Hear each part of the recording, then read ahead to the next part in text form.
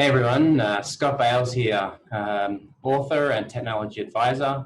But more importantly, I'm really delighted to be able to share with you all today some of the key lessons that I've learned in my amazing career over the last 10 years. And I say amazing not because I don't think I've performed any miracles. It's just I've had a very unique career, a chance to do things in some amazing countries such as Pakistan. So some of you may remember I was there over a decade ago when MCB had both their projects in mobile and in light, when Easy Pacer was launched in the country, and most recently actually helped the High Commission actually bring the first Pakistani fintech delegation to the Singapore Fintech Festival here in 2019 in Singapore.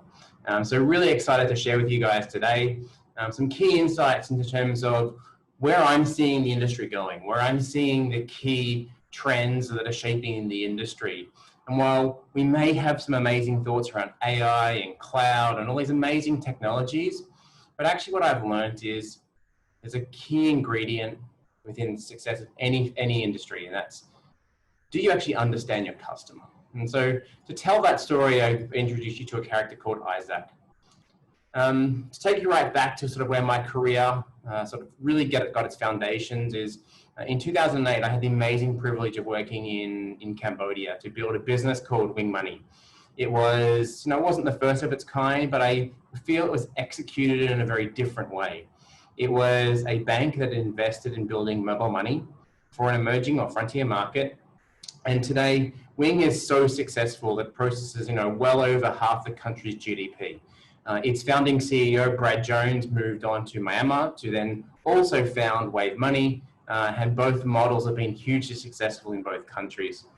The success I took there actually, which brought me closer to Pakistan, was actually first executed in Bangladesh. So we working with some of the banks there and some ex-Telenor people, we actually helped build a business called Bcash.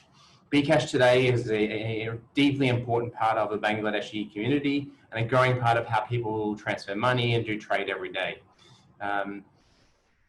What really came out of it though was the world around us is getting more and more complex. And so in a survey I did with a law firm recently, we recognized that 66% of leaders realize that the world is becoming increasingly more complex, whether it's technology, compliance, demands of customers, new technologies, but only 5% of businesses are actually benefiting from that.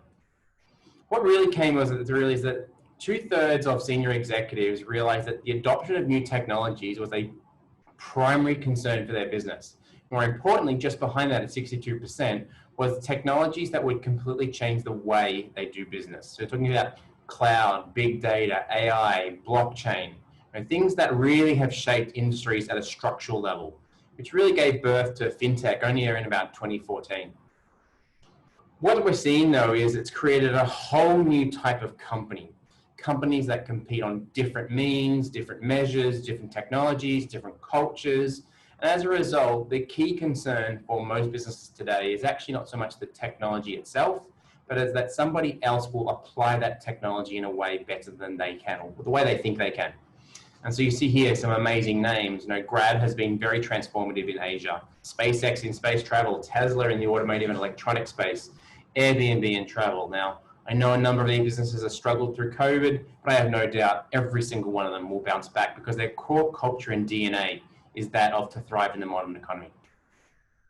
The reality we face is that if you look at the top Fortune 500 companies today, only 30 are expected to survive what we call the digital transformation. And that is essentially the digital transformation started in around 2010 and will end in 2030. So by the end of this decade, we expect that only 30% of the Fortune 500 companies that started in this decade will still be around. We have individuals that are typically shaping industries, whether it's Elon Musk and his space travels and antics with these electric cars, Jeff Bezos now, thoroughly growing in terms of Amazon's growth, both as a retailer and as a cloud infrastructure provider. And Jack Ma, who has probably one of the wackiest personalities, and his ecosystem of companies is growing, globally. One of the things that we took back in terms of how do we aspire to learn from those individuals, those cultures, those applications of technologies. I was given a chance to actually do this. I helped co-found a digital bank in North America. Some of you may have heard it, called Movin. And Movin was based on a tenet not so much of about fintech or AI, but actually how do we empower individuals to have a smarter relationship with their money. What it boiled down to was a cultural DNA of how do we help people spend, save, and live smarter. And it really came down to some really simple facts. And that's around the vast majority of us almost waste 10% of our disposable income through what we call habitual spend. Spending that you do without even thinking, you either rationally or emotionally justify for it. And if we can help people reconnect objectively with that spend, we have a greater chance of actually putting them on a positive path towards your own financial health.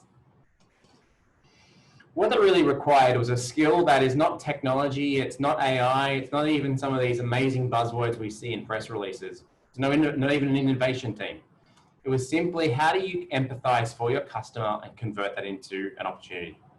The best companies in the world, they don't have better technology. What they just seek to do is they seek to understand their customer at a deep, objective level first, before they transfer that into any opportunity within their industry.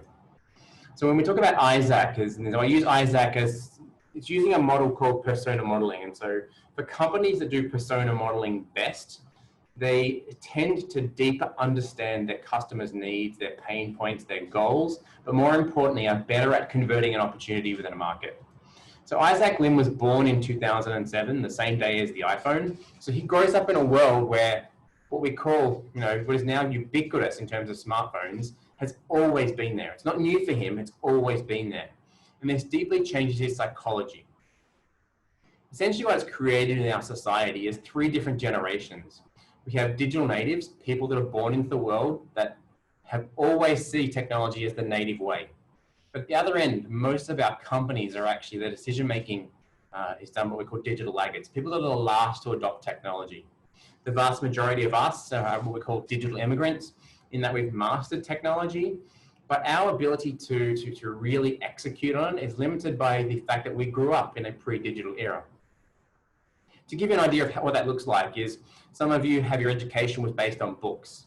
Now, if you go to any student today and ask them how many times they use a book for their education, it's alarmingly a lower amount. In fact, Encyclopedia Britannica, after 250 years in print, is no longer printed. Junk mail is a complete waste, so actually even going to your mailbox is not a behavior of this next generation. Classifieds, which typically would have been things like births, deaths, first job, first car, this kind has been replaced by some different form. Landline telephones in the yellow pages, so it's actual physical telephone directories, no longer the default norm. In fact, very few millennials could even tell you their landline telephone number, their own landline telephone number. Yet when I grew up, you knew the landline telephone number of your friend, your girlfriend, your mum, your cousin, you knew all those numbers. The fax machine now is the single largest path to frustrating customers. So if any of you businesses are out there today are still using a fax as a means to serving your customer, it actually has shown that it has a negative impact on NPS, or Net Promoter Score, which is essentially how you measure your customer's opinion of your brand. Optical discs are now obsolete, and they basically dominate software, music, movies, gone. But what really showed is that shift in the industry here with technology meant that large global number ones quickly went under. Borders and Blockbuster, Universal Case Studies, Kodak, the list goes on in terms of people that basically died because they refused to adjust to the new needs of the customer. This is not about adjusting to new technology. This is about realizing that the customer has new needs. So we look at Isaac Lim, and particularly an important date. Most people don't realize this, but a generation really embeds its first impressions of the world at the age of 17. So in 3 years' time, what we call, someone who's been around as long as the iPhone will set their first impressions for life in 3 years' time. And what I mean is that the brands that you like and dislike at the age of 17 will likely be the brands you like and dislike for life. Think about it, Coke versus Pepsi, Sony versus LG, Apple versus Samsung. The brands that you liked at that age were the ones you like for like. Banks know this very well because once you establish your first banking relationship at the age of 17 or 18, it's very hard to get you to change that primary relationship until your next major life milestone, like buying a home or something. But Isaac isn't the first digital native. So we go back even a step further. Timmy was born in 2000. He's around as long as a smartphone. If any of you remember a Nokia communicator. But he's also been around along with PayPal. So sending money, as simple as sending an email, has now been around for 20 years. It's been an innate part of society for 20 years. And Timmy's generation, so people that could send money via email addresses, they made their decisions 4 years ago. It's too late for that generation now. But let's look at the two most compelling in terms of setting of expectations. And these are vitally important in no matter what industry, whether it's financial services, whether it's retail, logistics, tourism, whatever industry. These two individuals essentially determine a huge part of consumer choice. We have Ethan, born in 2001, Isabel, born in 1998. These two parts basically touch every single human being in life. The first one is Ethan is born the same day as the iPod. Now again, if you look at the iPod as a technology, you miss the point. Everybody loves music, no matter what the genre, culturally, whether it's drum and bass or jazz. We all have our preferences for music, and so by shifting from the form factor, this actually touches every single consumer in terms of its impact around how a consumer expects other brands to operate. Believe it or not, so the likes of Spotify today and Apple Music have a large impact on customer expectations than most big banks. But the more important one is Isabel. Isabel is as old as Google. Google is now 22 years old. In fact, just in the last couple of days. The important part of this is that for Isabel's generation, the answer to any question is 2 clicks away. And nothing highlights this more than this very simple fact. For the last 50 years, the most revered person in your life has been a doctor. Yet, usually in a physical audience, I ask you to raise your hand. Raise your hand if you would admit to Googling or WebMDing a symptom before you go and meet the most revered professional in your life, your doctor. Statistics show that 77% of people second guess the most revered professional in their life, their doctor, because of Google. Basically, we can now validate, research any single piece of information. It completely changes the power from us, the message, a brand, putting out a PR message to the consumer. They must believe it because they can verify it. Isabel made her first consumer choices 6 years ago. So you've got to think about most brands now have been subjected to the consumer's expectation of their brand, not your choice of brand, the consumer's expectation of brand for 6 years. And Ethan's for 3 years. So that means that essentially the impact of music has been shaping people's choice for 3 years. What comes out of this is 3 different roles we each play in society. Independent of everything else, we are a citizen of our country. So in the case of Pakistan, you may be a mother, a father, a son, a student, but that role really is you're a citizen within your broader community. This includes cultural norms, societal norms, sporting preferences, for those that love cricket out there. These are generalistic roles and responsibilities we take on within a country. Then within that, when we earn $1, we decide to actually become a customer of businesses. We determine the success and failure of different businesses around the world. And lastly, based on the career choices we make, we choose where we go into the workforce. Whether we want to start our own business, whether we want to be an employee, whether we want to go to public service, the choice is essentially ours. But those roles are shaped by everything that I've just spoken to you about, how our upbringing and shaping of norms.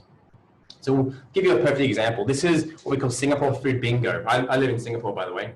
And essentially eating, which is a daily habit for most people, has completely changed in a way that most people would laugh, actually.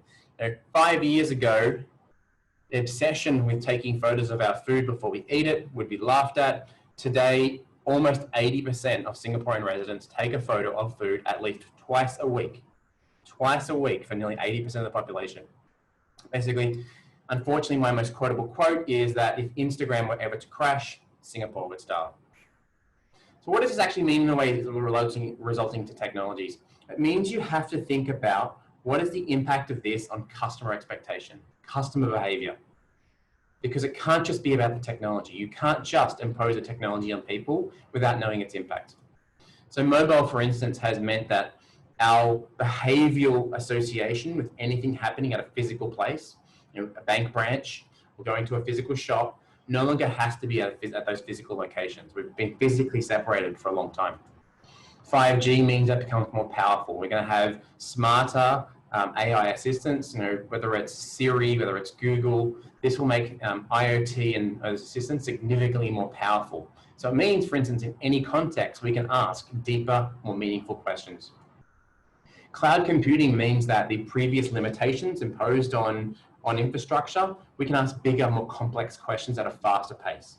I was very lucky to work on the first Monte Carlo risk models 15 years ago, where doing 10 Monte Carlo simulations before doing a transaction was considered groundbreaking. Today, JP Morgan Chase, they do 100 million scenarios prior to actually confirming a transaction. APIs mean that more and more businesses are connected in ecosystems.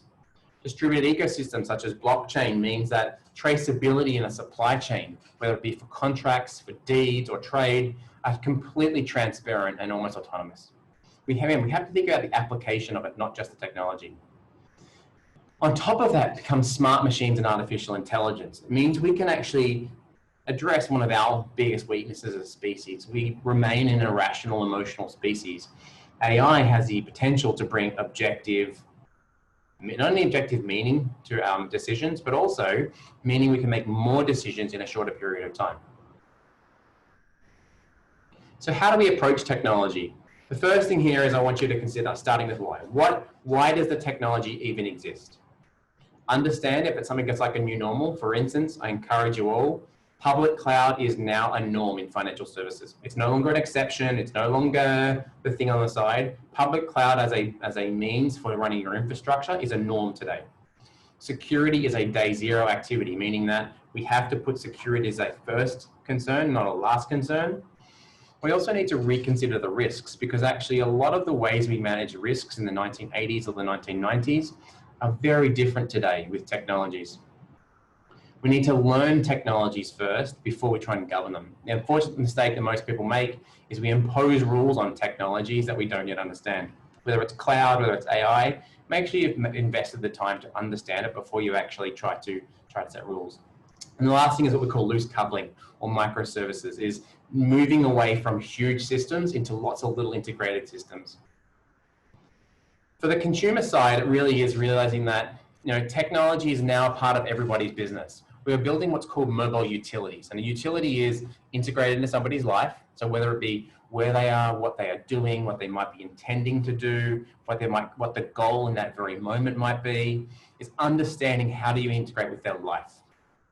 The last thing is being contextually aware. So what does being in that environment mean? Are they in a retail store? Are they on the street?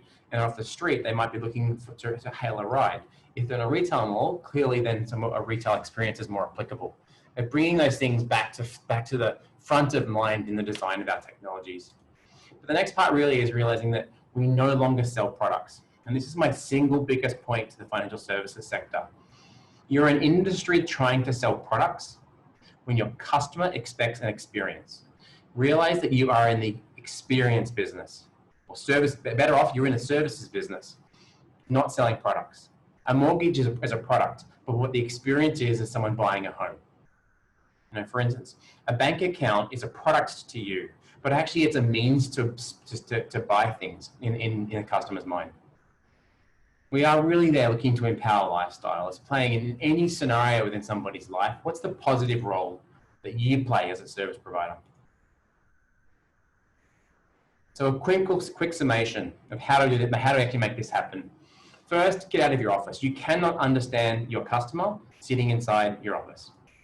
Find a customer problem that you are passionate about solving, because this means you'll be more passionate, you'll be more persistent to actually solve for that customer's need. Understand what experience it would take to solve that customer problem, and build small experiments to figure out how to do that effectively. Whether it's a minimum viable product, whether it's doing customer interviews, a small way to measure how is the best way to solve that customer problem. It really is three key things. First, customer-centric ideation, finding product market fit, and building and creating superfans. Superfans really are the new form of marketing in that you know your business is a success when your customers are your best source of marketing. This is a really simple template that I've used over the years. It's 4-quadrant model. Anyone can do this. Go and ask those simple questions. What facts do you know about your customer? What goals are they trying to achieve? But in trying to achieve that goal, what pains do they still experience? And then what behaviors are they exhibiting in the attempt to achieve that goal? I'm going to finish there because I'm just out of time. But quick reminder, a couple of books if you want to grab your hands on. I was a contributing writer to Next Gen Finance and Bank 3.0, but I have 2 books of myself, Mobile Ready, which is really about the mobile-centric consumer, and most recently, Innovation Wars. But if you still have questions, reach out to me on LinkedIn or my email. Thanks everyone for paying attention today. I look forward to my next chance to getting to Pakistan. I know my time, particularly down in Karachi with the food there. Like I'm a big fan of Pakistani food. I hope to get back there very, very soon. Thanks everyone.